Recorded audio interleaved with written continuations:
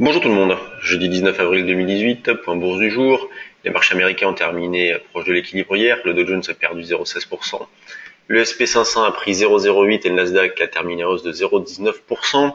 Le CAC, lui, est resté ferme pendant toute la journée d'hier et il se rapproche désormais de la zone des 5390-5400, plus que se rapprocher, il a même atteint cette résistance-là, puisque ce matin, à deux reprises, on a tapé dans la résistance 5390, donc nous continuons à travailler principalement à l'achat et conformément à notre scénario, on a envisagé depuis le franchissement des 5003 un objectif autour de 5390-5400. Bon, celui-ci est atteint, mais on ne change pas notre façon de travailler, on achète sur des retracements le plus proche possible de 65-70 pour commencer ce matin.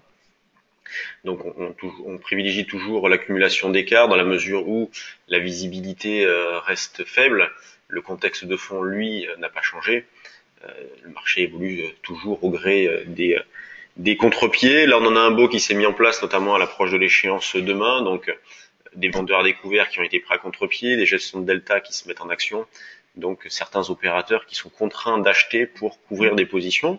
Donc, on achète ce matin vers 65-70 pour commencer, dans l'idée d'aller chercher 85-90.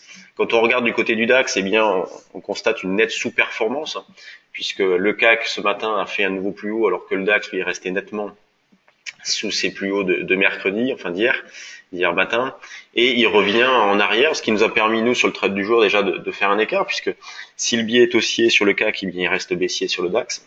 Donc ce matin, on a vendu à 12 627 le DAX, avec un allègement notamment à 83. Donc bel écart déjà sur le DAX, on continue à travailler baissier. Donc si jamais on revient dans cette zone de 12 625-30, eh bien on continue de vendre. Quand on regarde du côté de l'euro-dollar, eh bien, il se passe toujours pas grand-chose. Il évolue toujours sur les mêmes niveaux de prix. Il reste très mou.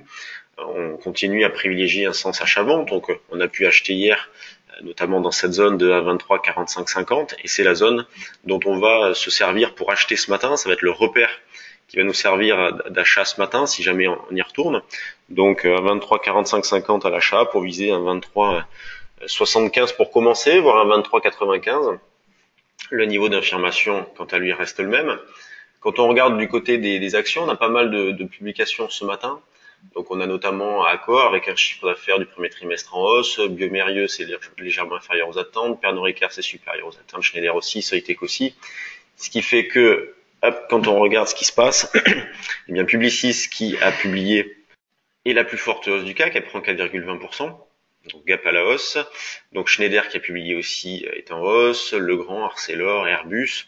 La plus forte baisse, c'est Accor qui a publié ses chiffres, pourtant supérieurs aux attentes, mais qui baisse un petit peu, 1,14%, c'est pas bien méchant.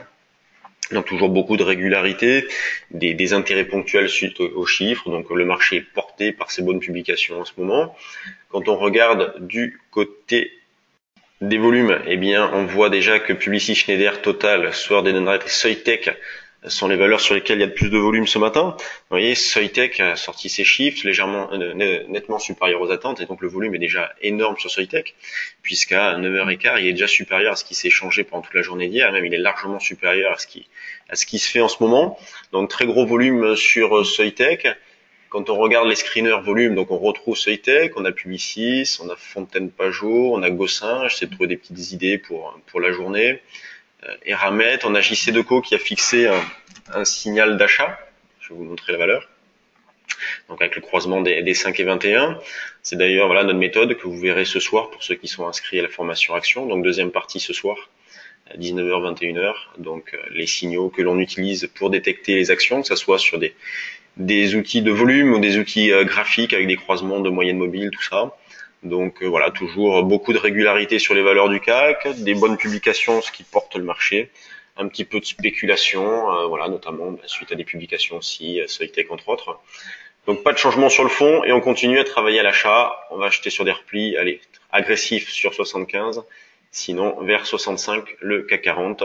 Sur ce, bonne séance à tous. Hop, je vous remontre nos prochains rendez-vous pour ceux qui voudraient soit venir nous rencontrer, notamment à Bordeaux vendredi. On fait une petite porte ouverte donc demain. Sinon, ça sera sur Paris un petit peu plus tard. Semaine prochaine, on fait un live concernant le trade du jour, donc pour vous expliquer comment fonctionne ce service-là, en quoi ça consiste. Notre service donc de proposition que vous pouvez recevoir sur votre smartphone via les notifications. Donc c'est gratuit, inscription gratuite. Pour vous inscrire, envoyez-nous un petit mail à info@percevalfinance.com. Sinon, vous nous appelez, vous avez notre numéro de téléphone en bas à droite de cette vignette. Et ensuite, donc, des formations en mai, notamment sur Paris Futur et CFD CAC 40. Allez, bonne séance à tout le monde, à demain.